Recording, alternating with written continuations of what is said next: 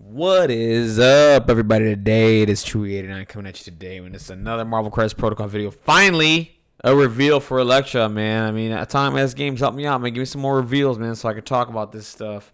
You guys can do me a favor, man. Please dislike the video, comment down below, give me your thoughts on Elektra nachos or nachos. I don't know. I don't know. Elektra, give me your thoughts on it. The only thing we know so far is that she's a threat 4. And that was mentioned in the stream, I think, from a couple weeks ago. I could be wrong. But without further ado, let's get into this reveal here. And right now, I like the fig a lot here. I'm a fan of it. It looks like she's just jumping and kicking something or whatever. I like her fig. I think it looks pretty cool. I just can't wait. I can't wait to see how she works with the minions and what she does. Because I think Shadowline Daredevil just gets the minions out on his I think range 2 builder. I don't think he has a superpower for it. I could be wrong. If I'm wrong, let me know down below. But let's see how she handles this. Let's see what she does. I mean, she's definitely gonna be Criminal Syndicate along with Daredevil. I think. And maybe not Avengers. No, I'm trying to think where else would she be placed. I think just right for now, Criminal Syndicate is the one that comes off the top of my head. So let's see what she does. So right now, I like the card. I like the artwork here. Health 6, moves medium, size 2, threat 4, which we found out a couple weeks ago, whenever it was. And Mystic Attack, okay. Her builder is a range 3 Mystic Attack, 5 dice, 0 cost. Wild on a Pierce, change one of the following characters' successful results to a blank. Pretty good. After the attack is resolved, the target character gains the bleed special condition. After the attack is resolved, if there is not an allied hand ninja's character in play, place it within one of this character with the active token as part of your squad. This builder's not building power.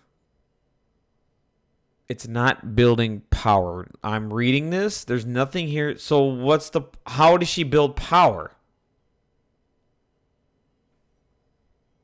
Let's get to the rest of this card. This is weird. Why can't she build power? Okay. Impale. Range 1. 8 dice. 5 power cost. This looks... If an allied hand ninja's character is within 2 of the character, add 2 dice to the attack roll. The defending character does not add crit results in its defense roll to its total success and cannot add additional dice for that. That's pretty cool. After attack resolved, this character may advance medium. I'm concerned. I haven't looked at the rest of this card. I'm not going to yet. Like, how do you get the 5 power with a builder that's not a builder? All it does is put out ninjas. I'm confused. I'm really confused. I like that it's Mystic. I like that's range 3. I like that it's 5 dice. I'm confused. I'm really confused. Okay. 2 power costs. Assassin Step. When this character damages an enemy character with an attack, after the attack is resolved, it may use a superpower. Place this character within one of the damaged character. The superpower can only be used once per turn. Again, you need power for this. Okay? Martial Prowess. When this character is targeted by an attack within 2, it may use a superpower. Instead of rolling dice equal to its defense, it rolls 5 defense dice. Then, if this character suffered no damage from the attack, after the attack is resolved, the attacker suffers 2 damage. That's cool too, but if I don't have power, how am I going to do this? When this character deals damage to an enemy character with an... Oh! So, Out for Blood it's an innate. Okay, hold on. Let's read this. When this character deals damage to an enemy character with an attack or a superpower... I see what they did here. Okay, I'm interested. After the attack or superpower is resolved, this character gains 1 power. Okay, so what they want you to do... And she has stealth, by the way. Let's not forget that. She has stealth. I'm not going to forget that. She has stealth, which is really good. This is how they want you to play her. They want you to be aggressive with her. But here's the thing, like... So she consistently builds 1 power each time.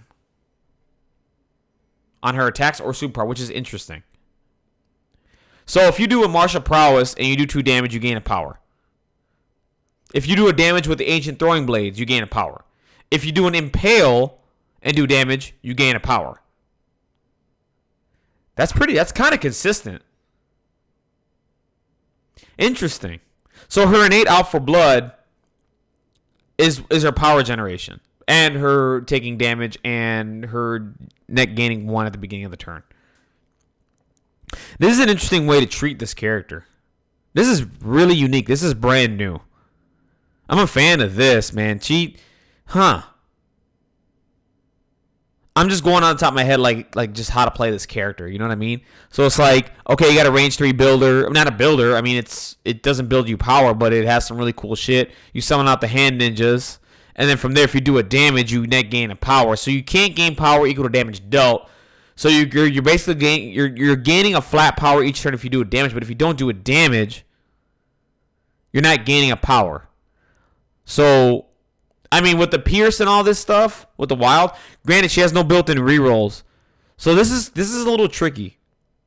Not tricky. I mean, this is gonna be like, man, if you don't land any damage, like her power generation is just poop. If she lands no damage, so it totally turn one. It totally depends on you landing a damage, and it's possible you won't.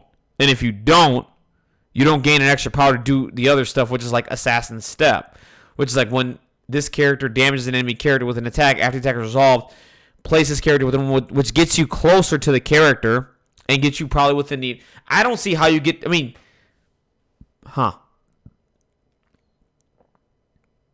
This is gonna be interesting. She's gonna be unique. I could see her playing well in Cabal too. Because if you in Cabal, if you do a damage, you gain a power. If you do a damage with her Alpha Blood, you gain a power. So effectively, you're gaining 2 power per attack. I mean, on the attack, you're gaining 2 power. Yeah, so per attack, if you do a damage, you gain 2 power. So I like her in Cabal. Now that I'm thinking about it, I like her a lot in Cabal with Red Skull. But she's 4 power costs. I mean, she's 4 threat. I mean, so you got to find the points to make her work. I like what she's doing. I like it, but it's just like, it's an interesting decision that they win here with this. It's going to be tough. You really need to depend on your dice. People who like rolling dice, people who don't like rolling dice are not going to like this character. I'll tell you that. But most of us like to roll dice, so we're going to like this character. Let's go to the injured side. So 5, medium, size 2. Okay. Nothing really changes. Everything's the same. Yeah, she doesn't change. She loses her health. I mean, she's going to die. She's got no read. I mean, granted, she has stealth. She's going to be hard to hit. Why would you ever do Assassin's Step to get closer, though? Granted, the Impale's 8 physical dice. Is it worth 5 power cost? Maybe. Well, then again, you put out the ninjas, right? I'm starting to see, I'm trying to wrap my head around how to play this character right now. You got to get the 5 power. Granted, I mean, she's probably going to die fast, too. Like, she does the Impale, gets within 1. That's close. You do the Impale, you move away medium. The thing is, like, we have to see how this, you know what we need? We need more clarification. Like, we need the grunt rules to get fleshed out a little bit more, I think. Like, once these characters come, I think that's how we'll know how to play this character. I have an idea. It's just like, I'm thinking, like, the minute I put her in there, man, she's gonna die. Like, she's gonna die. She should. I mean, the hand ninjas, I think they come in, they can take an objective, right? Or something like that. I don't know. I gotta look at how they work again. Interesting. I like it because it's a bit of a challenge. Because I'm sitting here like, okay, they got to attack me, martial prowess, which is really good, by the way. If I do damage on that, I gain a power, right? So realistically, that can be a flat 1 power cost if you do 2 damage to the character, right? So like what I mean by that is you spend 2 for martial prowess, right? So you do the 2 damage, you gain a power. So effectively, it's a 1 power cost for that, which is pretty good. And martial prowess is underrated. It's a pretty good freaking. It's a really good defensive tech. If you're rolling 5 defense dice is good. You know what I mean? So she doesn't have anything else in here that like generates her power, like, you know, rolling a failure, rolling a blank, or rolling a hit or anything like that. No rapid fire, nothing like that. She's got a Mystic Ancient Throwing Blades attack, which is range 3. I like her in Cabal a lot. That's my opinion. I mean, the only thing I could see her in, like, A-Force. A-Force, pass her power. A-Force will be another one. A-Force, Cabal. I can't make space for her in Brotherhood. So I would think those are homes for her, for sure. And then you got to figure out how to not get her killed. Is my thinking. So really interesting. I'm like what I'm like 50-50 on this, because I'm like trying to figure out how to play this character right now. And I'm trying to get in the mindset of the grunts, right? I'm trying to get in the mindset like having a grunt out and doing all this and like playing with Daredevil and all that. So I'm trying to get a mindset. I'm trying to get a gauge on like that. And like trying to see what this character, like where she's at. I'm trying to think, is she worth the 4 threat? Maybe. I think if they lowered her threat to 3, but they didn't be like, oh, maybe she's too good. I don't know. Like, I don't know my opinion is I think she's okay. I think she's very interesting. She's got some interesting things here that's going on. It's weird not seeing a character with a power gain not in their text. Like, at least with Dormammu, like you have the wild for saps and shit.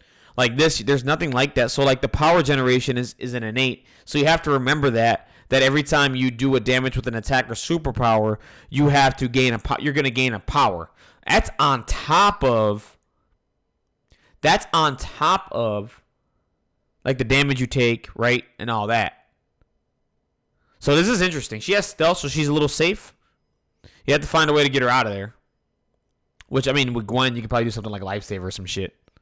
No, this is interesting. This is a very interesting character. I like what they did. This is different. Elektra is a different character, as I like to say. She's different.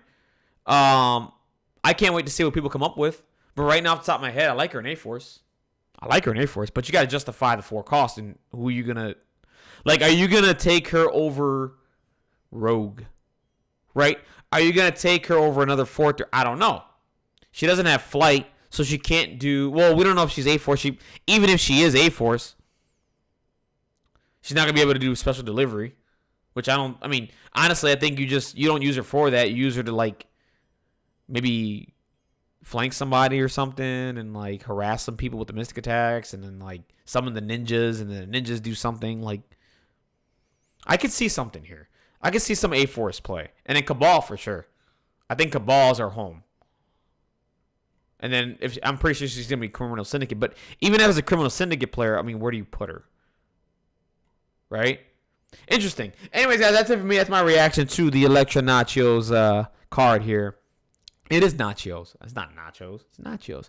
Anyway, guys, that's it for me. Have a wonderful, blessed day out there. Keep playing MCP. I'm on the League Week Season 2. I won my League Season 1 game. If you want to watch that video, it's in my channel. Took the victory over Convocation. I'm playing against another Convocation character this week. I have not scheduled that game yet, but when I do, you'll see me live streaming it. Of course, I'm going to talk to my opponent first because I made that mistake the first time. Talk to my opponent first, see if they're okay with me being streamed. If not, I'll definitely record the match and get it out there. And I got to go. Have a wonderful, blessed day, guys. Take care. Keep playing MCP. Bye.